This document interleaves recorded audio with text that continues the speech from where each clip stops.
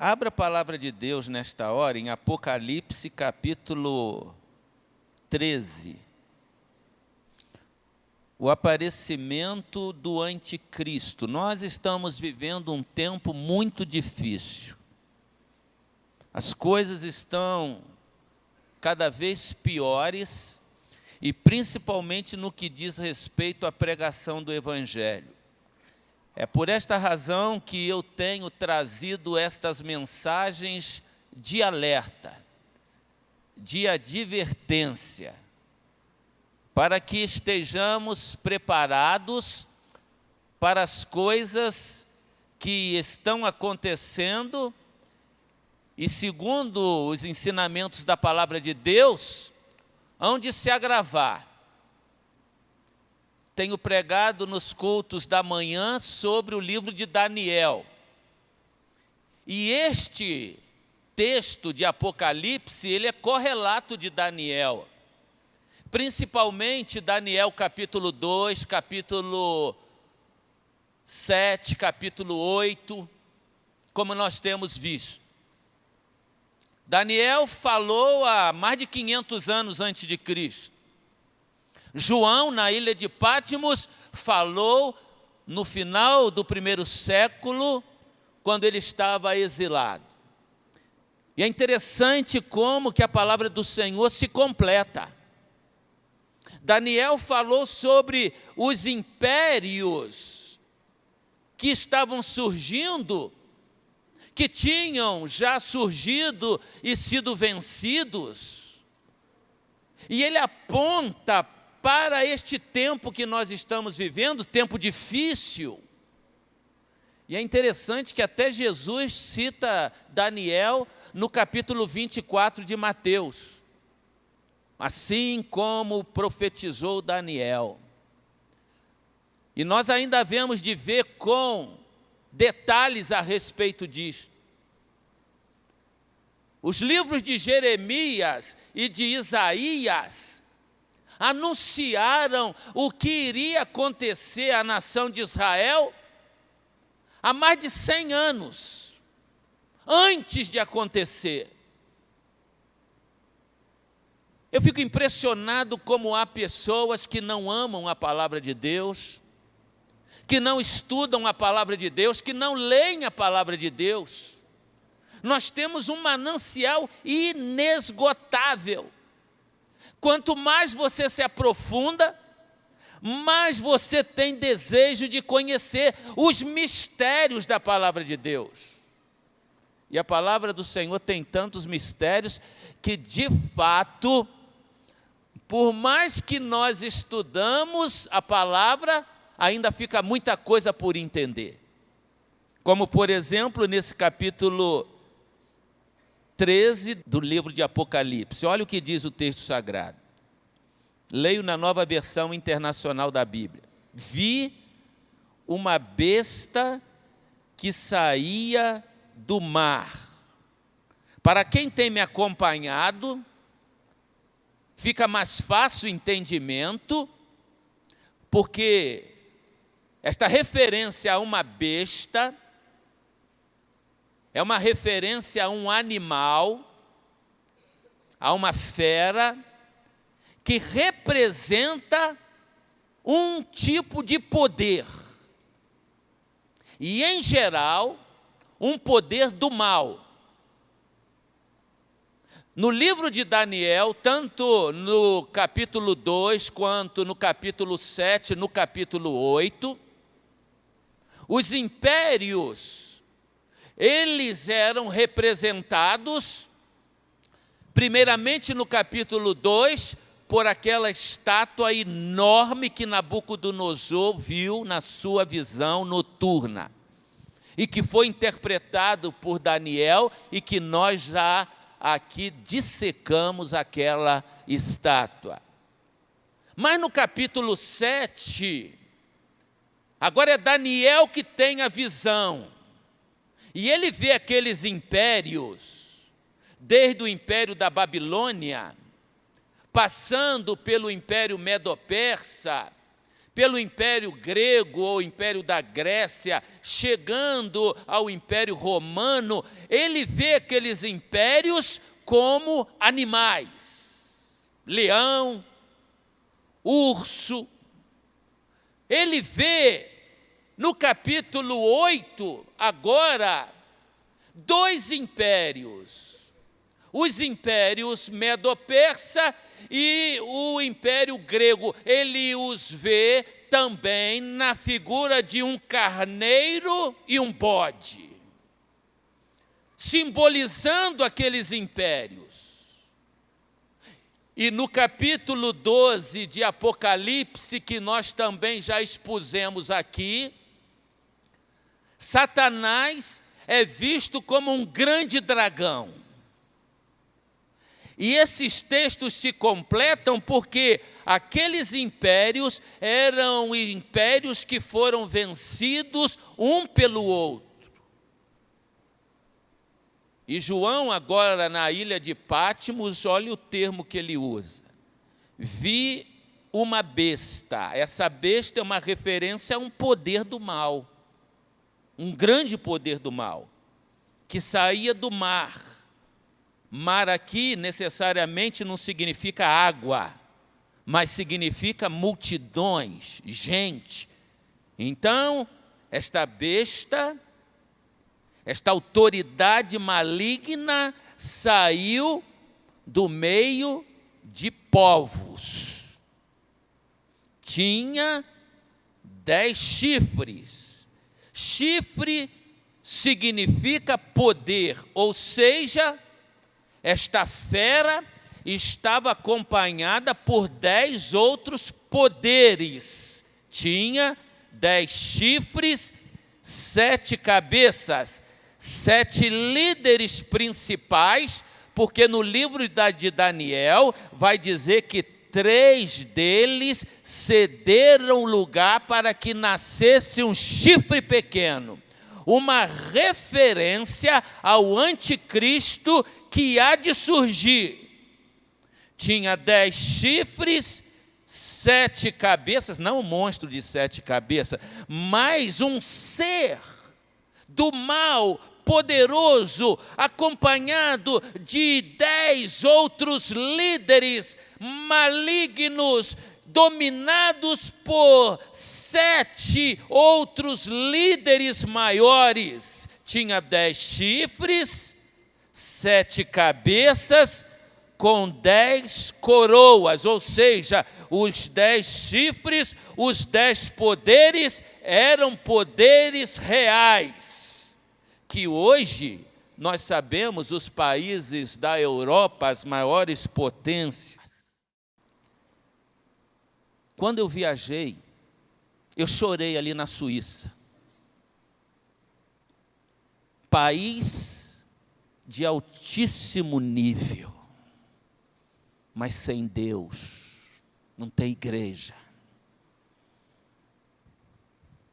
E você continua na Inglaterra, na França, igrejas, templos transformados em boates. E alguns transformados em mesquitas. Dá tristeza. Deus foi destronado. Destronado. O secularismo tomou conta. A indiferença. Deus não faz parte das cogitações. Então o mundo está preparado para que se cumpra o que João está profetizando pela revelação recebida.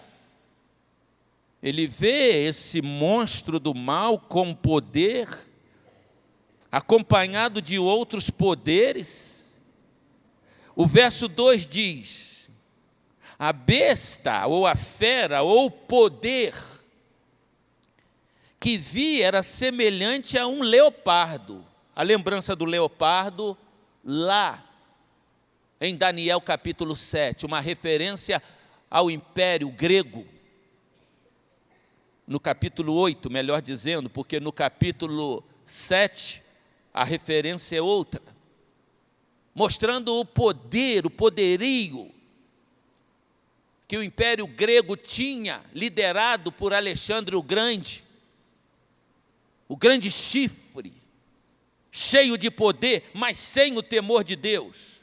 A besta que via era semelhante a um leopardo, mas tinha pés como os de urso e uma boca como a de leão. Pés de urso. Império Medo-Persa. Tinha uma boca como de leão. Império da Babilônia. O que Daniel viu lá no Velho Testamento, 1 a 1, João agora está vendo em uma figura todos aqueles poderes somados, para mostrar o poderio do mal que há de se abater sobre este mundo. E o cenário já está sendo preparado. Continuando, o dragão, capítulo 12, é só você voltar aí na sua Bíblia, capítulo 12. Olha o que diz os versículos iniciais. Apareceu no céu um sinal extraordinário, uma mulher vestida de sol, com a lua debaixo dos seus pés e uma coroa de 10 estrelas sobre a sua cabeça. Ela estava grávida e gritava de dor, pois estava para dar à luz. Então apareceu no céu outro sinal, um enorme dragão vermelho. Um enorme dragão. Nós já explicamos sobre isto, por isso não voltarei às explicações. Apareceu um grande dragão. A mulher é a nação de Israel. A nação de Israel estava para dar à luz a um filho, Jesus Cristo. O dragão, uma referência a Satanás, a serpente, parou diante da mulher para matar o filho. Projeto de Satanás. É destronar Jesus da tua vida, destronar Jesus da tua família, destronar Jesus da cidade, destronar Jesus do estado, destronar Jesus da nação. É por isso que o texto faz referência. O dragão deu à besta, ou seja, o Todo-Poderoso, deu à besta, o anticristo, o seu poder, o seu trono e grande autoridade. Olha como que Satanás faz exatamente aquilo que Deus prometeu fazer com seu filho. O capítulo 8 de Daniel diz que o ancião de dias, referindo-se ao Deus Todo-Poderoso, deu o poder ao seu filho. E João, na ilha de Patmos, ele está vendo o que? Satanás, o Todo-Poderoso, dando o seu poder à besta chamada de anticristo. Verso 3. Uma das cabeças da besta parecia ter sofrido um ferimento mortal, mas o ferimento mortal foi curado. Você vai encontrar várias interpretações sobre esse texto, dependendo do segmento. E há, inclusive, ensinamentos na televisão que muitos cristãos acompanham, mas totalmente distorcido do que é a realidade, do que o texto verdadeiramente está dizendo. O que João está vendo é que dentre aqueles poderes, vejam bem, uma das cabeças, ou seja, um desses líderes, cabeça da besta, parecia ter sofrido um ferimento mortal. Um desses poderes parecia que tinha sido aniquilado, mas o ferimento mortal foi curado. O mundo todo ficou maravilhado e seguia a besta. Esse poder ressurgiu. E o mundo agora, humano, você percebe como as pessoas se afastam de Deus? Até mesmo nos lares cristãos de hoje, nós não sabemos o que legaremos para o futuro, porque os filhos estão indo para o mundo. Os filhos não querem saber de Jesus. Nós precisamos resgatar essa juventude que está se perdendo. Mas, infelizmente, muitos não querem saber de Deus. E o texto sagrado, ele está nos mostrando exatamente isto. O mundo todo ficou maravilhado e seguia a besta. Ou seja, seguia este líder que terá o poder de governo e o poder religioso. Os poderes estarão na mão desse grande líder do mal a serviço de Satanás. Agora olha que impressionante o verso 4. Adoraram o dragão, adoraram Satanás. Quando você podia admitir que se faria passeata pró-Satanás? Adoraram o dragão que tinha dado autoridade para a besta. Assim como Jesus veio com todo o poder, e tudo que Jesus fez foi para que o Pai fosse glorificado, Satanás há de dar poder àquele seu representante que nós chamamos de anticristo e que o texto sagrado chama de besta. Adoraram o dragão que tinha dado autoridade à besta e também adoraram a besta, dizendo: quem é como a besta? Ou seja, quem é como este líder? Quem é como? Uma afronta aos poderes divinos. Porque esse quem é como está dizendo Deus, Jesus. E lamentavelmente é uma verdade que as pessoas parece que estão esfriando na fé, como Jesus mesmo disse: porventura o Filho do Homem achará fé na terra quando vier? Parece que as pessoas ficam em dúvida e elas não acreditam mais. Mas tudo está na palavra do Senhor. Quem pode guerrear contra a besta? Quem pode guerrear contra essa pessoa? É toda poderosa. A besta, esse ser todo-poderoso, a besta, foi dada uma boca para falar palavras arrogantes. Lembram de Daniel? Capítulos 7 e 8? Que diz que dentre aqueles chifres surgirá um chifre que falará com arrogância. É isto que João está se referindo neste texto. A besta foi dada uma boca para falar palavras arrogantes e blasfêmias. E lhe foi dada autoridade para agir durante 42 meses. 42 meses. É a mesma referência que nós já fizemos a dia, 2 dias e metade de um dia. 3 anos e meio. Isto significa que esse poder do mal terá um tempo curto. 3 anos e meio. Quando esse poder for estabelecido. E eu já fiz referência a quem penso ser este poder do mal que está surgindo e dominando o mundo. A Europa quase que praticamente toda está sendo dominada pelo islamismo. Esse poder que está surgindo.